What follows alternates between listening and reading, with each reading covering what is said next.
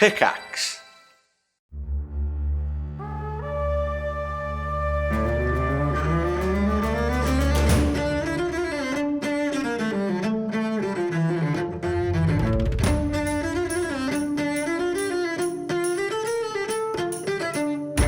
Thanks for dropping into the cast party. Join the cast and crew as they are catfished from their Hollywood film set into the crazy world of Vendrea. And action!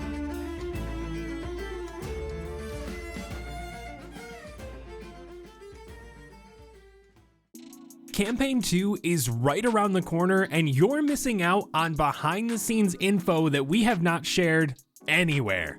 Well, anywhere else other than patreon.com/castparty. In our behind the scenes episodes, we've been frequently talking about campaign 2, all the work we've done, little character leaks here and there, and so much more about the story and just our excitement to start a brand new tale with you all. While you're at it, you can also get behind the scenes info on all of the episodes that you're listening to right now. You also get ad-free episodes so you don't have to hear my voice anymore. You get an invite to our community-only Discord filled with 500 members of the cast and crew that are constantly running D&D campaigns, one-shots, mini-adventures, and so much more. Up the tier and you can also get hilarious monthly one-shots, like that time we all got turned into goats, or that time I put my character's face inside of Nigel's entire giant mouth just because we wanted to smooch. Yeah, that actually happened in the last month's episode. I promise you want to listen to it. All that and so much more for less than the price of a single cup of coffee per month. All over at patreon.com/castparty. Come support your favorite D&D podcasts, get all the behind the scenes info, campaign 2 leaks, and so much more exclusive goodies. Thank you all so much for listening. Enjoy the episode, cast and crew. Hello everyone and welcome to Cast Party. My name is Colin McManus and I will be your director for today. I am joined by my hell-raised cast and crew, Ryan McManus. Hi, Sebastian Vivaldi Greensleeves, an emo at heart musician who went to get a haircut when he first got to LA before filming began. He went to a fancy barbershop to get his haircut and was incredibly out of his element. He arrived with longer hair and needed a trim to look somewhat professional while still having that LA flair to match his new life. When the barber asked what he wanted, he panicked and said, Timothy Chalamet? Only to hear, "Yo, that's me!" from the chair behind him. Even more panicked, he turned to him and said, "Yeah, I want you." Stop. Timothy turned, made eye contact, and gave him an incredibly puzzled look. Sebastian's heart sank in his chest, and he turned back around, never saying a single word throughout the rest of his haircut. It's one of the most embarrassing moments of his life. Oh my god. Excellent. Been there. Been there. Anna Brisbane. Blueberry Sky, elven druid actress who towards the end of Through the Realms of Myria was set to be a guest judge on America's Got Talent.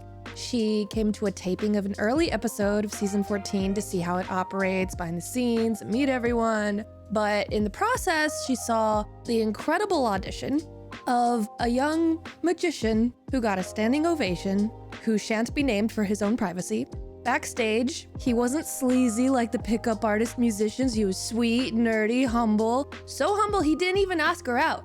So she asked him, which she never does, but he said no because he wouldn't go out with her if she was gonna be a judge on the show because he's a good person. So she dropped the gig and they set a date. I need details. Did date happen? Yeah. And? Tune in next time. Oh my gosh, we got a three-parter. I am so invested. Nigel Deacon. Welcome home, Xander Gucci Supreme, who has a very real and warranted fear of bubble wrap due to an unfortunate hamster-related incident when he was a child. What the fuck? Expand? No. And Fitz Perino. Jett the Boulder Chambers, Big Billy Heartthrob, who one day was walking out on the roads of LA and he was walking back home and looked down and saw a shiny little horseshoe. Picked it up. He thought, what's this doing here? And brought it home. Does he still have it? It's in his room. It's not in his inventory right now. With that, let's talk about what happened last time. You all rushed into the grove of trees after Keaton and found a demonic creature being blinded by pixies. Xander gave Keaton his seeds back, and Keaton continued to throw them at Thagul, causing wild magic to occur. You all convinced Thagul, the demon creature who is now speaking Sylvan, had wings for arms, and then a telepathic frog appeared on his head, that Thagul should come with you to find Sire, but not to tell Keaton your true intentions. Keaton seemed skeptical but continued to bring you along to the fortress. Along the way, you encountered a pond of water that turned out to be acid, as well as an entire mountain that didn't exist. Eventually, you reached the fortress, and Keaton tried to bring you a different way around the building. Xander, with his newfound foresight, seemed to be able to tell the future, and while reading Keaton, saw him taking you all down to a location filled with infernal machinery. Instead, you all just continued up the stairs and saw Sire across the courtyard from you. Keaton went invisible and tried to sneak into the fortress as the rest of you spoke with Sire. He asked about whether you had considered his offer to become the Seeds of Change in Fendrea, and eventually asked about Xander's relationship with his parents. The conversation between you was blunt and to the point, but even Sire seemed to be enjoying it. Keaton tried invisibly sneaking into the fortress with the bag of seeds, but Xander held him back with Mage Hand before combat ensued. Sire began by shapeshifting into a large demon. He used a plethora of powerful spells, and with each he used, another random spell took its place. All the while there were seeds being thrown at you, and wild magic occurring all around. Thorny walls of vines, elementals made from the earth itself, squirrels and peanuts, and more happened, all while you fought with Sire. Sire was able to transport some of you over to a fountain that he later filled with lava. All the while, the rest of you were keeping each other alive and strong and battering upon Sire in his various forms. A transformed Xander, Sebastian commanding a floating daisy, a flying Jett with foresight, a two-headed plesiosaur, and a magic dispelling and counterspelling blueberry, you all worked together to take down Sire. As he fell to your attacks, more and more plants appeared all around you, bursting into flames and dragging you back through the portal and spitting you out in the dorms. Now, each of you sits on the floor, broken couch and wall behind you, Jett still a T-Rex from the fight, and so the scene is set. The question is, what will you do next? Blue, turn it off, turn it off, turn it off! Dropping concentration on polymorph. Why would you destroy the room, Jett? From the floor, or I'll just say out loud, but also thinking it through the sending stone. Hey, Matthias, we're home. Not home. We're just back in the dorm. Jett was a T-Rex, so it's his fault that the room's broken. Tell him I'm sorry, tell him I'm sorry, tell him I'm sorry. I'm so sorry, I'm so sorry. He says that he did it on purpose, and that's why he didn't say hi earlier. I'm so sorry! I'll be right there. You could hear the disappointment in his voice. So that was fun. Now we can say we've been to hell.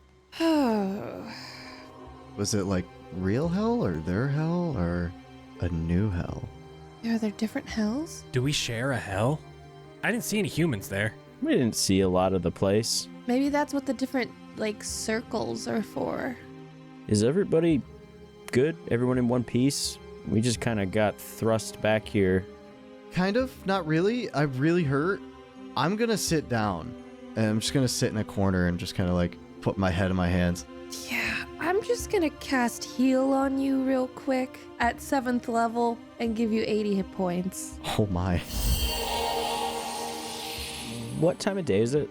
Sundown. Nice little bit of orange to the sky as you look out the window. I guess it's good that Matthias needed that extra day to figure out how we're getting to the Ebon Reach. That's a whole day right there. I'm ready for bed. Yeah. Just at that moment, the door to the dorms opens up. Man, it has been a crazy day. I have to deal with this broken dorm again. I'm sorry. And then something caused a house on the public gardens to just disappear out of nowhere. Luckily, the woman who owned it wasn't home at the time. A whole house? Wait. I won't say that wasn't us, but it wasn't our fault. I look over at Blueberry's shoes. You got Ozded. Where did you get those? Those look like Miss Cander's shoes. What? Oh, shit. The house those came from here? We had one that just disappeared out of nowhere. No one really knows what happened to it. I haven't been able to track it yet. It's in hell, maybe. Oh, it randomly teleported to hell and dropped on somebody. No, you saved them. You got them. It was going to drop on somebody, but I saved them and then they poofed. So are they back? I don't know. May I have her shoes back, please? What? But. Wait. I got a pair of shoes that I can give her, and I'll open up the bag, and I'll pull out my old Yeezys and hand them over. Oh my god. I hope these are her size. I'll take these later. And he puts them by the door to the dorms. What happened? You killed Char. You got back here and you got dragged to hell. How was that? Great. Warm. All things considered, all right. Are you familiar at all with the Archfey? All I know is what you told me about Blightmore and Namora. Great. So, their dad was fighting him, and they were in like an endless abyss. Sire, the Archfey, killed their dad and escaped to hell, and then pulled us there because he wanted us to sow seeds of chaos throughout Fendrea. And we said no, and then we killed him, and now we're back. You know what? That's the most precise and quick you've ever informed me of anything, and I appreciate that. It does sound way too complicated for me to ask any more questions, but knowing there's no seeds of chaos coming to Fendrea sounds great. With all of that just set to the side, how are you? What's the plan? Things are actually going okay here. I was more worried about you all. I do have some things to show you. So, looking into the Ebon Reach, I did find a very old map in our archives. Pulls out the map, goes to put it on the coffee table, and the coffee table's partially on the ground, shattered. And he goes and removes a painting from the wall and just like shoves it onto the nail so it holds it up onto the wall. You see a very crude drawing of a village. This is a village known as Last Point. It sits atop a hill overlooking this complete flat area of the Ebon Reach. I believe Volazar likely used this flat wasteland to find a home in some sort of seclusion here.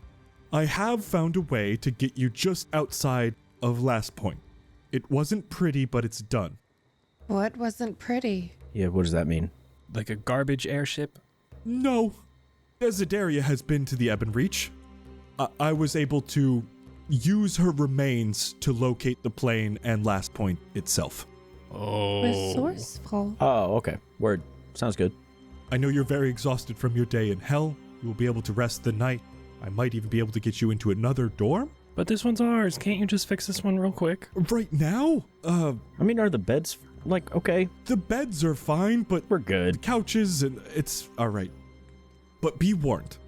The people of the Ebon Reach, the people of Last Point, they have had to deal with Volazar the past several centuries. If I expect anything, they will likely be worshipping him like a god, or at the very least on his side. So when you get to Last Point, just get in, just to determine where Volazar is and quickly get out without causing too much fuss. They will likely have ways of contacting him, or they might just turn on you that instant. Do you want us just in and out of the town or in and out of the Ebon Reach? In and out of Last Point, then you will go find Volazar. And it sounds like to me, once Volazar is dead, once you have Maynard, you'll be leaving. That's hopefully the plan. Yeah. We also have, a couple other friends here. We need to make sure they got a ticket home. Then maybe tomorrow won't be goodbye. Maybe I will see you after you return. We gotta say goodbye. I think we'll be sure to stop by before we leave permanently. Do you want to go over things now, or do you want to wait until tomorrow? The hows and the twos and the whys of getting there. I will send you there in the morning. I can send you about here. He points onto the map. It's an area on a pathway just outside of Last Point that looks like to go up into Last Point. You'll be able to get in, get out, and from there, whatever information you can gather about where Volazar is, that is up to you. Do we need to, talk to these people who are on their side and pretend that we're on his side? Potentially. Jett, you can't say a word. I'll be sure to stand far back. We could just pretend to be magistrate officers, right? I mean, I don't know how much the people of the Ebon Reach know, but that feels like an easy lie to accomplish.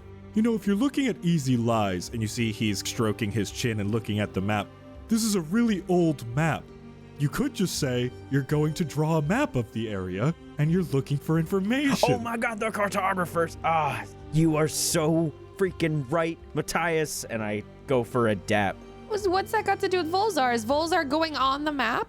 Hey, I've thought of this. If you ask, are there any points of things we should look out for or things we should avoid, that will almost certainly give us a rough location of where he is. Because if they're like, oh yes, you should look for Volazar's house. You know, he's our god. It's like our place of worship. You should go there. Or it's like, there's this place, you should never, ever, ever go there because it's a holy land. Okay. That's where we go. My concern is Volazar just sees like everything, and now we're going to his like home plane of existence, you know? Wouldn't he be strongest there? But I'm sure he's planning on us coming to find him eventually, isn't he?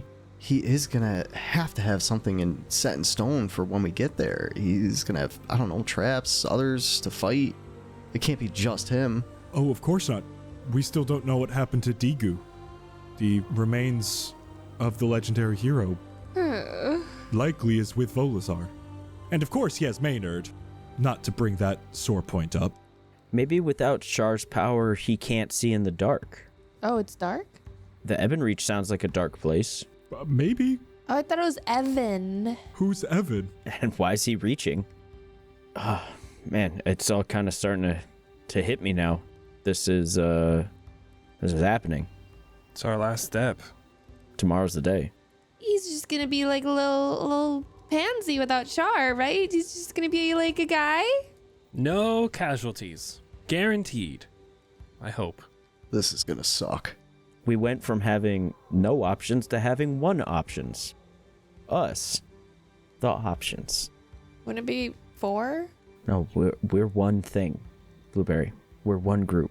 Or 4 options? All of us is one option. Why are we called the options, plural, if we're only one option? Isn't each of us an option and together we are the options? Oh, see, now I'm on their side. It is 4 options. A singular option making a whole. Anyway, it is getting dark. I'm gonna give you all a moment. If you need me tonight, let me know. He pulls out the sending stone, gestures it back towards you. You may need this. Someone other than me and Blue take it. Are you sure you don't want to keep it? We can let you know when we're coming home. May I see all of them for a night? Okay. Sure. Hand it over. He grabs all 3 of them. We might be able to work with this. Okay. About to get the Ice Stone 15. He grabs the stones, put them in a pocket, goes to the door, sighs as he has to pick up the Yeezys. I'll meet you in the morning. Get the best sleep you've ever gotten.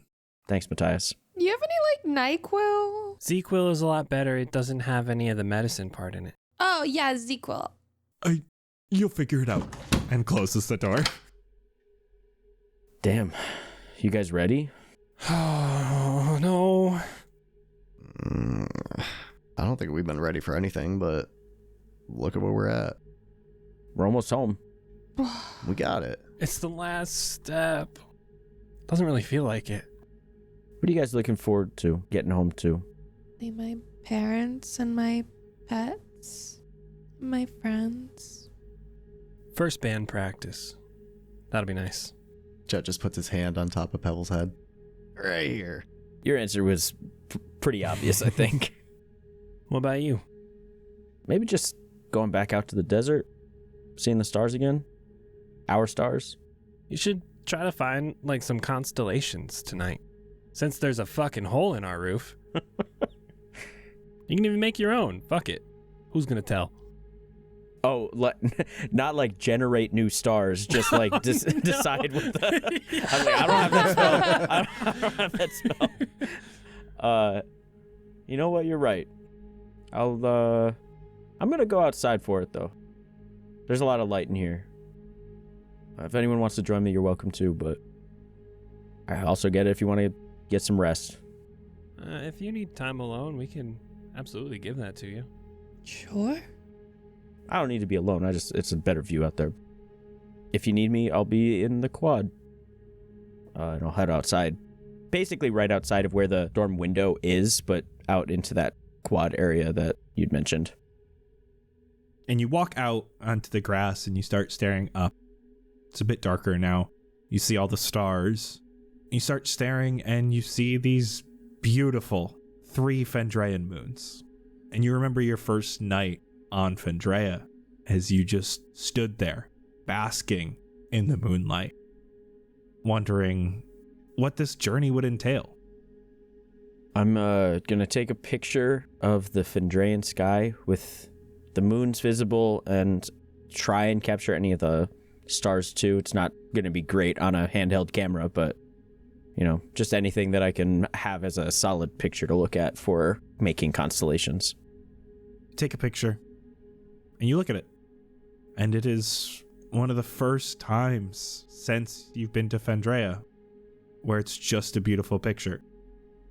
There's no words hidden. It's just a beautiful picture showing this amazing sky. You're able to capture a decent amount of the stars as well. Now it definitely feels real. And I'll probably just hang out there for a while longer. Return once everyone's asleep, or I would think would be asleep. Finding a bed. Probably taking one of the rooms with the hole in the ceiling so he can also look up at the stars. I'm just lying back, daisy in hand, plucking a really soft tune, trying to calm his mind, calm his body, take in that we're finally going home.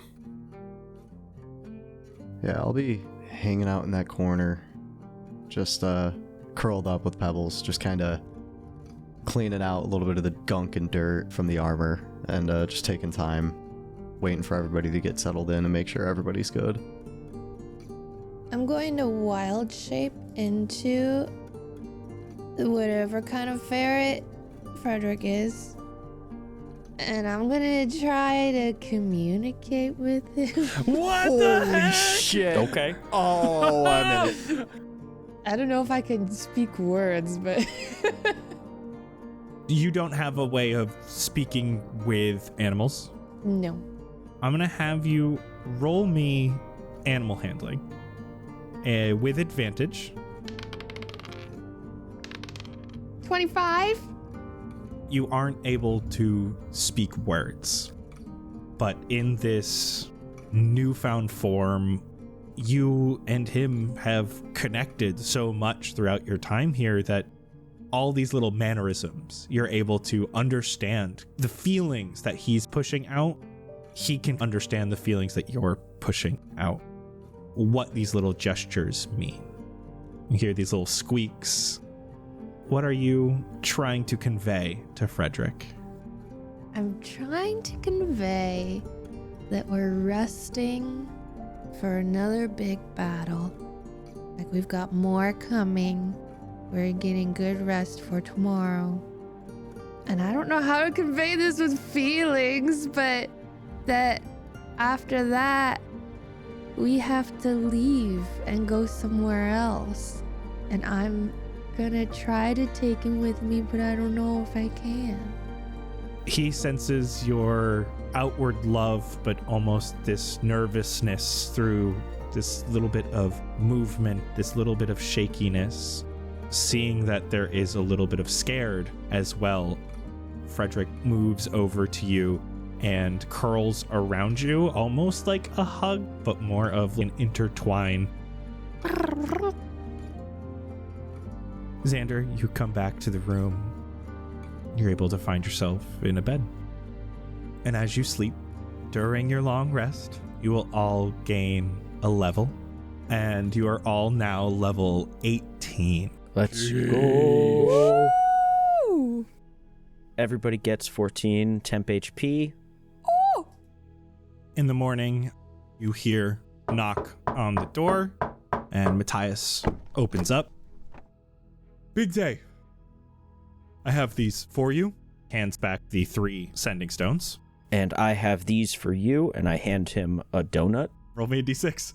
Come on, everyone gets a donut. Please. Last one. Let's go. Come on. Yes, 5. Let's go! Oh! I have these as well. And he pulls out 2 more stones from his pocket. But these ones look to be made from shards of Helios. What? I was able to connect these all together, just like the other ones were. Gives you all another one, so you have 4, and he holds on to the last one. We'll be able to communicate, and you'll all be able to communicate whenever you need. What flavor donut did you give Matthias? It is a peanut butter banana bacon. The Elvis. Oh. Decadent and weird. Are you ready to go? Yeah. I think so. Yeah. I want to do this here, so it's less noticeable. If that's all right with you. Walks over to the bathroom, looks at the doorway, opens the door, makes sure it's nice and wide. This'll do. The door is going to be the portal? Make the portal here. You walk right through. You'll be just outside of Last Point. Let's do it. You see his hands bring some shadowy, dark magic, and he propels it, and it starts from the bottom of this doorway and slowly makes its way up until this entire area is filled with shadow, and it swirls in an ovular motion. To the Ebon Reach. We'll see you soon. Step through. Going through. And as you step through Matthias's portal, you find yourself in a dark and dingy area. A land of shadow, but more earthen or Fendrayan compared to Shar's Amethyst Dominion. The ground is dirt beneath your feet. Even though it is daytime now, it is dark. You can't see anything in the sky above you. There's a general brown haze that lingers above you in the sky. Blueberry. You feel a familiarity with this place. You haven't seen this exact area, but when Shar's book was opened, when you saw Volazar being able to change his surroundings, you remember him doing it in a place that looked much like this. As you appear, you see a small pathway from where you're standing, increases in elevation a bit, and based on Matthias's map, you would assume this is the path that leads to Last Point. Xander, I guess you were right. It is kind of dark here. I told you. They don't name things that they don't mean. Sure they do. Ever heard of the incredibly deadly viper? No. No, actually. It's one of the most friendly and harmless creatures in the animal kingdom. I would have guessed it was incredibly deadly. No, it's a misnomer. What's that? Something that's named misleadingly. Oh, I thought it was like a little gnome man's wife. Okay, I'm the only one who's seen Lemony Snicket's A Series of Unfortunate Events. It's fine. What's that? A movie I think I read the book. and a TV show and a book series? I mean, you might be right. I couldn't tell you. Xander doesn't consume any of those things. Were you ever going to see our movie? Good question. No, probably not. How do you work on movies and not watch them? How would you know you did a good job? I guess you keep getting hired, so. Dog, I'm just fucking good, dude. I don't know what to tell you. That's why I'm in this field, is because I'm just good at it. Do you like it? I love it. It's my favorite thing. But you've never watched anybody else's work? I haven't watched my work. That sounds like some Prodigy bullshit, but like in a good way. My parents sold houses. What does that have to do with anything? I'm not a prodigy. Oh, I'm thinking pedigree. Sorry.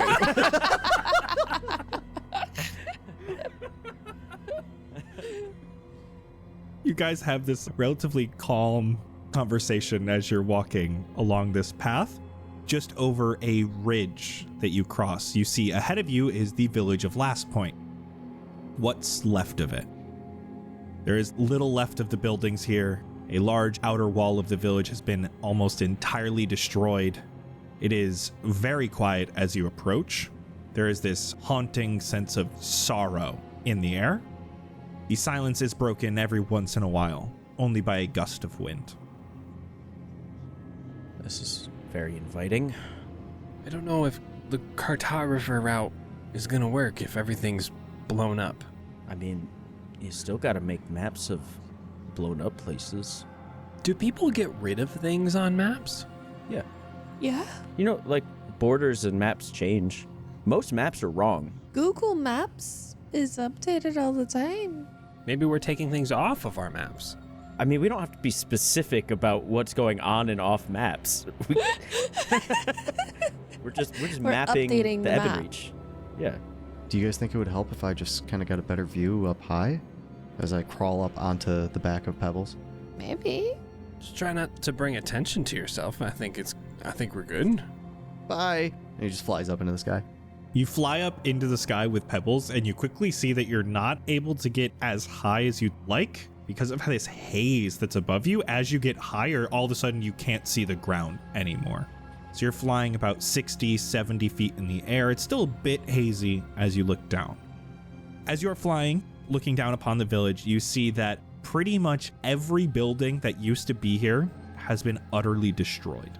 It's hard to tell what anything is, what it used to be. It's decrepit. There's no sign of life anywhere. You do see remnants of what was fire, blackened bits of wood and stone and metal, large portions of rock that look to be smoothed by erosion from the wind. As you're flying up, you can see that a large part of the hillside towards the back of the village has completely sunk in on itself and caused buildings to collapse down into it. It looks like the rock turned to mud and then hardened once again as all these buildings fell in. And then you notice in the center of the village, there is this massive crater. It looks like the earth sunk in on itself, buildings collapsed down, and in that crater, skeletons. A mass grave. Hundreds of bodies, now just bone, lying atop the remnants of the buildings. What you do recognize, Jett, is you remember Matthias's map on the wall, where he showed last point where the village, where the pathway was, and then where this wasteland of flat earth was. And as you look that direction, there are like trees and stuff, and there's a mountain and valleys. And you can't see a lot of detail, but that is not just flat land anymore. So what used to be flat is now mountainous. I'm going to come back, still staying on top of Pebbles. Guys, this it looks like almost there was a war zone here. There's a massive, huge crater in the middle with, I don't know if you want to look at it or not, but there's a lot of lost souls there. Souls like floating around? Like skeletons. It's a grave. Oh, just dead skeletons. Yeah, Okay. like a lot. Bummer, but like at least they're not roaming around. That we know of right now, yeah. Who knows if we got closer. I did see off in the distance, though, there are some trees and mountains off the map. It didn't seem like that was there before. Even more reason to redo the map. Blueberry, as Jett says that, you remember in your vision Volazar standing out in a large flat wasteland. He saw this village in the distance with buildings, lightings in their windows. This must have been that village. As you look out to where Volazar was in your vision, this is where you can see where he began terraforming. Shar showed you how he was able to change the earth, how he wanted it to be, and this was that flat wasteland. And this is where he was changing the earth. You remember the mountains, the valleys. You can see it in the distance. This is the place that he created. So, Shar showed me Volazar literally getting the power to form everything. Create the mountains, create whatever he wanted his world to be. So, I guess he just digs mountains. Not digs them like with a shovel, but like he's into them. If he created it, did he have to pay? Use more power than he's used to in some way? Like, did he do this to these people to be able to terraform? Like, did he create a big old crater and kill a bunch of people here for no reason? Or what was his reason? Or maybe, I guess it was the people who didn't join his side, maybe? He could have just dropped a meteor on these people. It sounds like these powerhouses are able to do that sort of thing. Yeah. Yeah, but why? there going against him. He didn't sound like a good dude. Yeah, like you said, it could be they were against him. So does everyone here actually worship him and are on their side, or it's just out of fear? Did you see anyone up there, Jett? Any signs of life or anything? Aside from what used to be life? Oh yeah, because in my vision he was like, there was a town. This looks like that town. It's destroyed. Oh, the whole thing. The whole town is burned and ash and destruction. It looks like it was a war zone or like probably an explosion. So we're not going to be cartographers anymore? There's no one to lie to. Who are we gonna cartograph?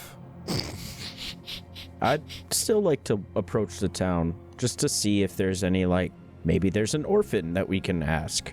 There's gotta be a clue or something. I was thinking like evidence, but okay. As everybody starts walking forward too, I am gonna fly over, do another lap around the town, but a lot lower this time and just slower, glide through and take a good look at things. I want to do so stealthily. Go ahead and roll me stealth for those of you being stealthy. Not a bad first roll. Oh, I did good. I rolled a 14 and a 16. Dirty 20. Dude, I'm rolling decent today. You know it's good when you get excited about decent. I mean, with Jett's rolls, am I right? God, you're so right. Fuck you. For the sake of any attention directed at me and away from the people that are stealthing, I'm not gonna stealth. I feel like if Xander's just walking in, the last thing on my mind would be, oh shit, I gotta be quiet. I think I would just follow suit. So I don't think I would roll. Okay, well, I'm definitely separating from them. a bit. Yeah, that's what I figured. Yeah. You're walking down the alley while I'm walking down the street. What exactly are you looking for, Xander? I'm actively looking for an orphan. No, just any sign of life. Just a person of any sort, listening for sounds. As you walk, you hear the wind. You're on a hill, so the wind is a little bit more aggressive up here than it was as you were walking up. As you walk through, smells are just of burn. This place is still and silent. You eventually make your way to where you see that large crater ahead. Are you actively going to look in it, or are you trying to stay away from that? I will approach the edge of the crater while keeping an eye out for any magistrate eyes or anything similar to that, just in case. I am actively looking around while approaching the crater. You do not see any magistrate iconography. You do make your way all the way to the edge of the crater and look down.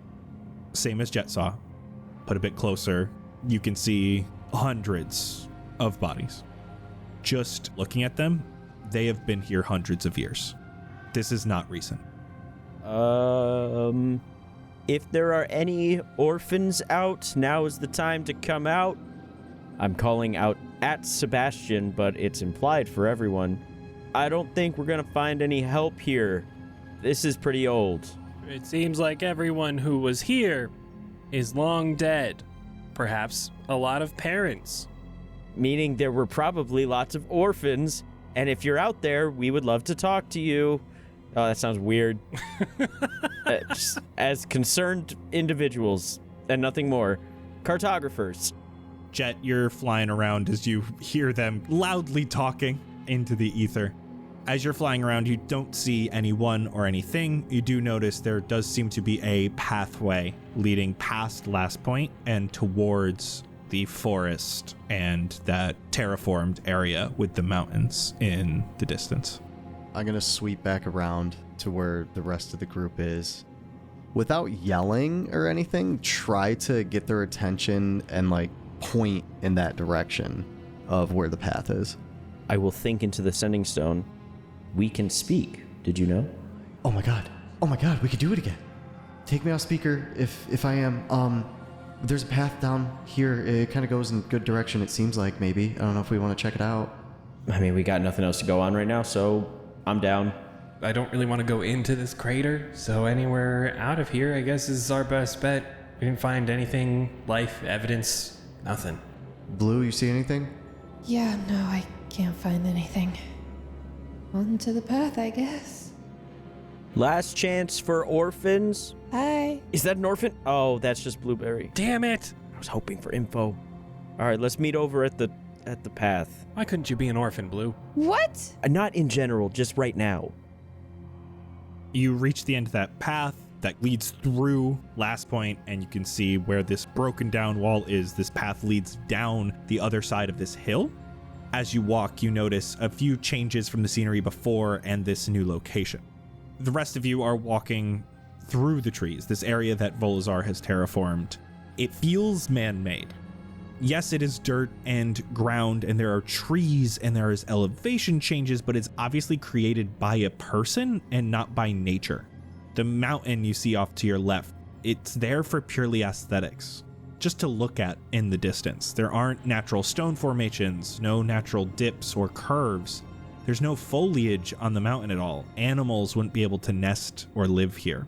And the rest of you are following through the trees. And the path through the trees is straight as can be. No curves, no movement left or right, barely any movement up or down.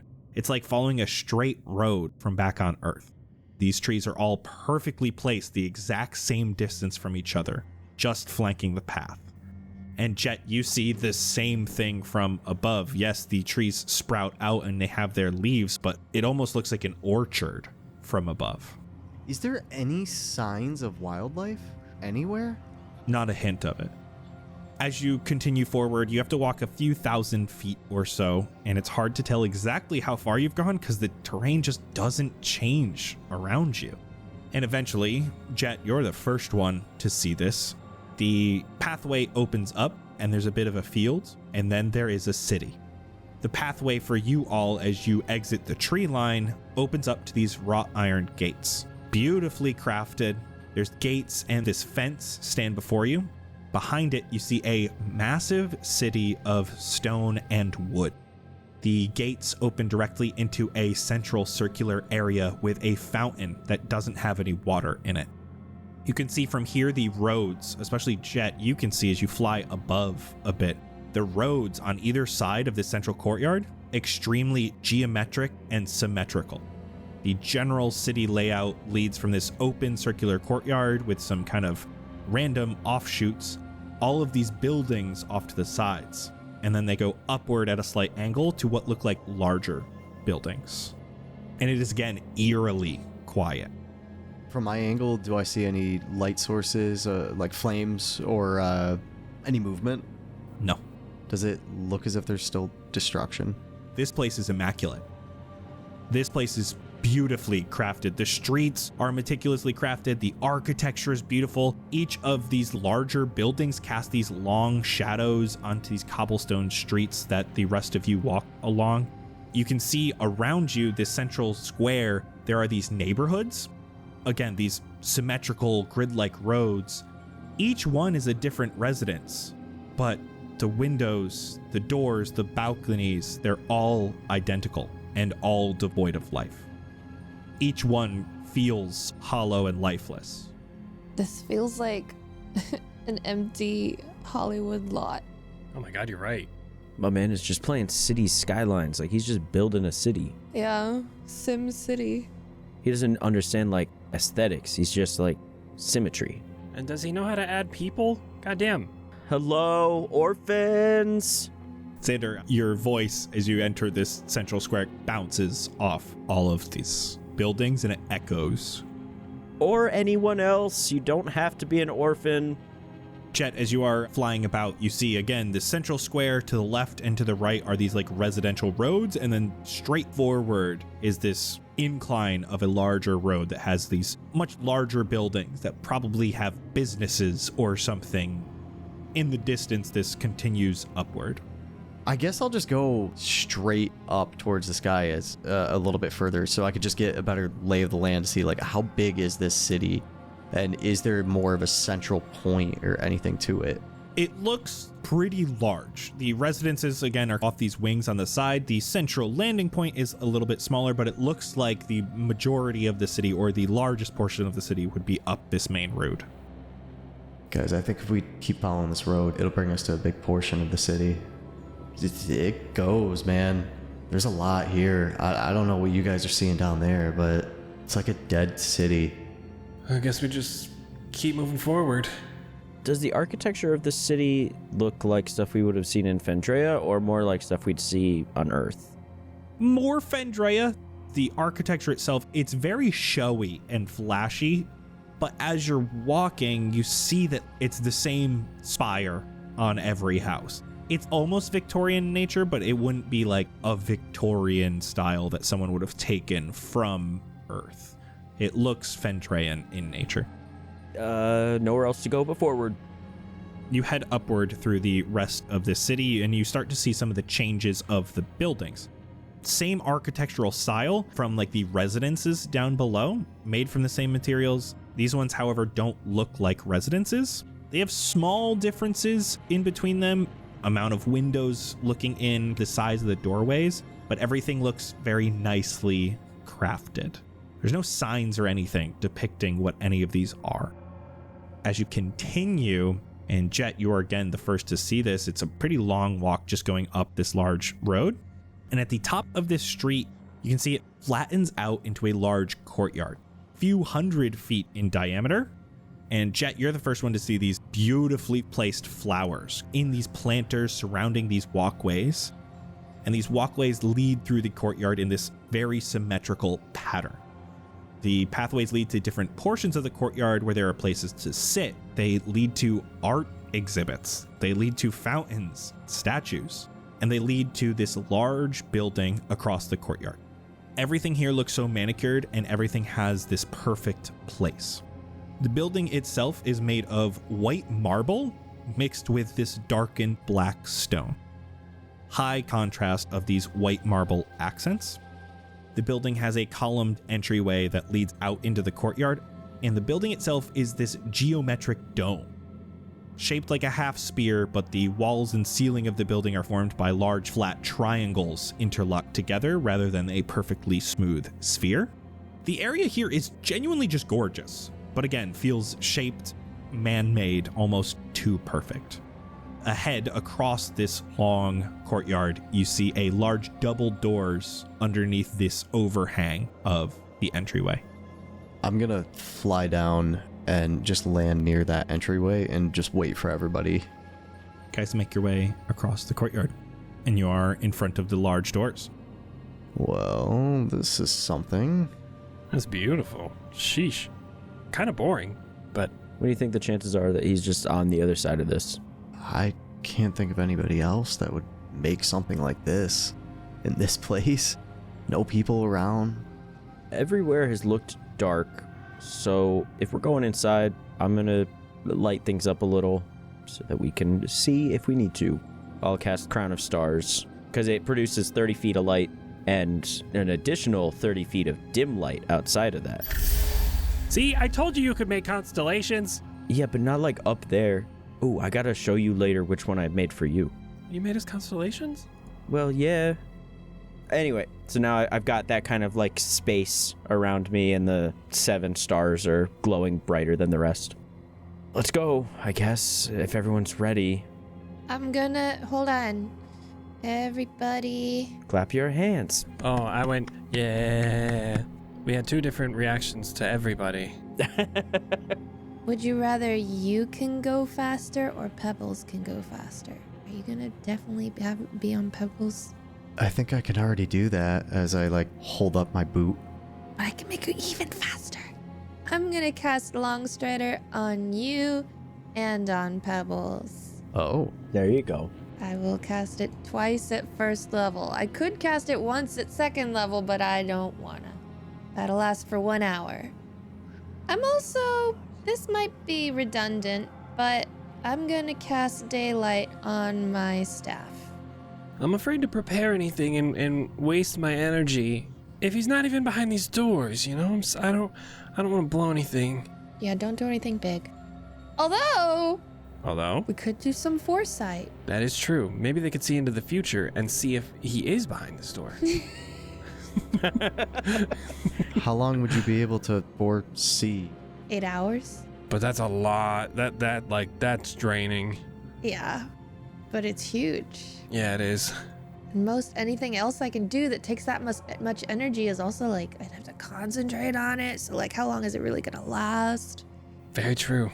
So I'm gonna druid craft some more goggles, except the daylight from my staff is gonna kind of absorb into the lenses instead of like the acid from the Feywild. And I'm gonna put the goggles on Jett. Cast Foresight. Let's go. You push through large doors. These are massive doors. It takes a little bit of effort to push them. And entering the doorway, you see a kind of long entryway. It's dark, there's no windows, it's just the light coming from behind you, the crown of stars, the staff. It's a rectangular room with another set of doors 60 feet in front of you, and just in front of these doors is Kingsley. He stands tall, a little bit disheveled, and you can see from here his eyes are clouded over. And the moment you enter, and you can see he staggers a moment. Guys? Holy shit. Hey, buddy. Buddy. He just starts moving towards you with open arms, and you see his eyes look completely normal. I'm gonna run towards him, try to grab him. One thing I do want to say, with level 18, I have a form of true sight. I can see the true form of any shape changer or creature concealed by illusion or transmutation magic while the creature is within 30 feet of me and within line of sight. Just throwing that out there, just in case this happens to be like a changeling. I don't know. As Kingsley moves within that, just for a moment, you see almost like he's a step further back than he actually is. But this is definitely Kingsley. What happens when I run towards him? Open arms, and he embraces you. Jett, it almost feels like it took you a bit more time to feel his presence. Almost like you went for the hug, and it took him a second before he was hugging back. He said it's time for us to go home. We can go home. All of us. Yeah, right now. Why did he have you? He needed me to get all of Shar's power and be able to go back to Fendrea. What did he have you do, though? Nothing. He just needed me. Why is he now letting you go? Because he can go back to Fendrea now. We don't want that. I mean, he's got his plan for Fendrea. The future, he showed me what it's going to look like, and it looks pretty nice on the new Fendrea. He's not going to do anything nice there. Have you seen this place that he's had control over? Do you know what he does? Do you know what he did? Have you seen the other side? He said something about Last Point, and that he started his changes on Last Point, and it's going to turn into this city here.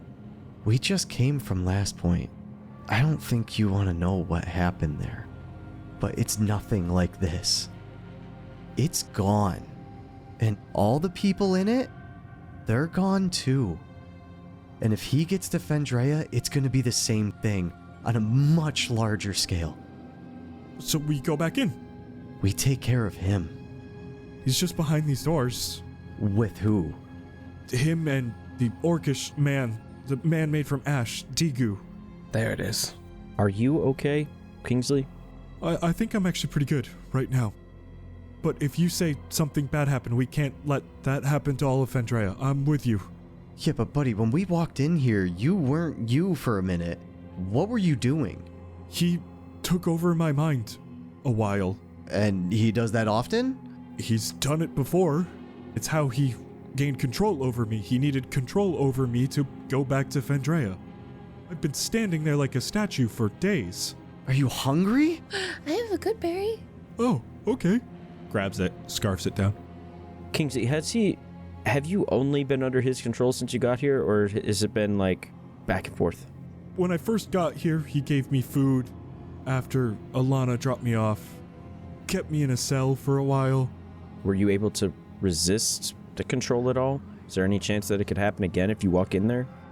I resisted for a while, and he eventually broke me down. Don't feel like you have to go in there if you think that it's going to be dangerous for you, or for us if you're in there. I don't know. That's your call. I'm happy to help if I can. I'm a lot stronger than you know. I know you haven't seen me in a while, but I'm doing pretty good. Oh, I don't doubt that. That's just kind of why I'm worried. If he can get his hands on you and you fall onto his side against your will. I promise I will not hurt you. Any of you. I'll go for a dap with him. It's good to see you, boss. In we go.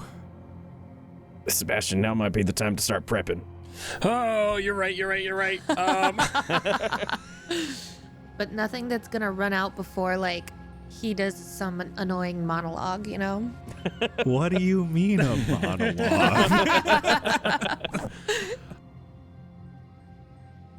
Jett, lead the way. You're the one that can see the future. Please tell me we win. We will. We've got it. I jump on top of the back of Pebbles. And you move to the large doors at the end of the hallway and start to push. Massive doors, 30 foot tall, heavy. And as you push, you start to see the inside of the large dome, this massive open room. Around the outside of the dome, there are 6 different doorways, arches made of this polished black stone. And in the center of the room is Volazar. You see his bald head, slim, dark clothes that stay close to his body. It's quiet.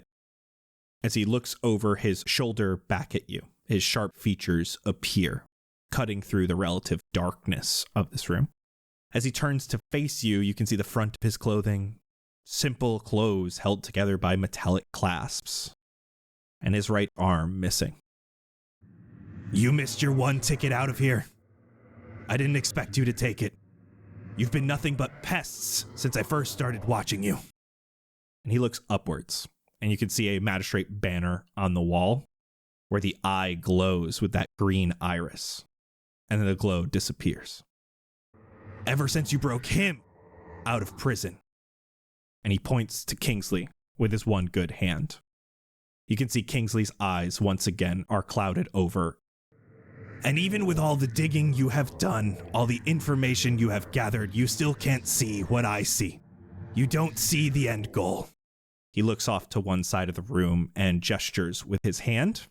As you can see, an orcish man made of ash appears out of thin air. A perfect world where all are to be equal. No more begging for food while gluttons eat their fill. No more stealing from others to get yourself ahead. No more killing for gods who don't care. No one being better than another. Swings his body, and from that armless limb comes a purple blade made of pure magic. A perfect world cannot be created atop a flawed one. You don't add more paint to a failed art piece. You get a new canvas and throw the old one to the flames. That's not true. The room starts to get warm. Volazar ignites a flame in his left hand. What say you? That's not true. You can paint right over paint. What do you mean? You just wait for it to dry. Everything must start anew. You're just fucking... You know what I say? Fuck your world. And I pull my sword out. As I do, you could see it shines a bright blue, and I am casting Sacred Weapon on it. Tap my boots on the side of Pebbles and activate them, and start moving towards him. From behind you, you can hear the whirring of magic. And as you look, Kingsley looks to be casting a spell. There's this dark purple hue, the same purple of Shar, emanating from his eyes and hands. You see that same purple hue spread across the entirety of this dome. This impenetrable magic field.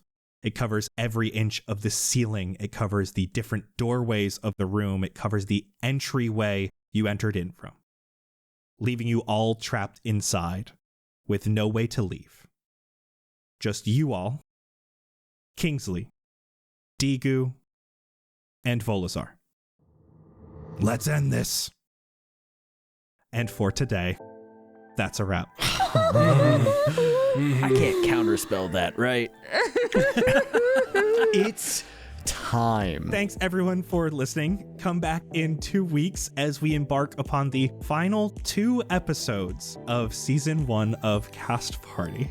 Next week we have behind the scenes over on patreon.com/castparty. We're going to talk about this whole episode. Season 1 is coming to a close quickly, and we just can't say thank you all enough for all the love and support.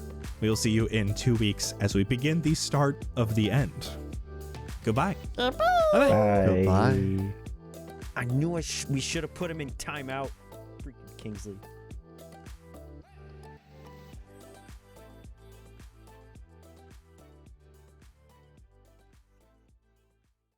Well, they are finally gone.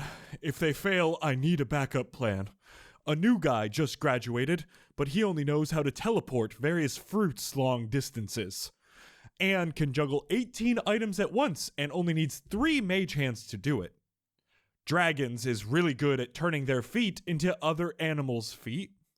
Dubward can travel far distances without worrying about weather or terrain affecting him, but only if he eats a gummy bear every hour on the hour.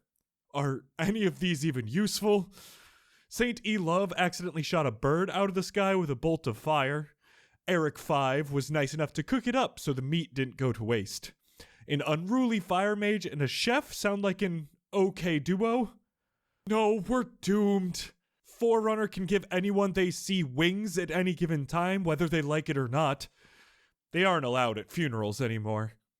Isuik can grow trees at 50 times the normal rate of tree growth.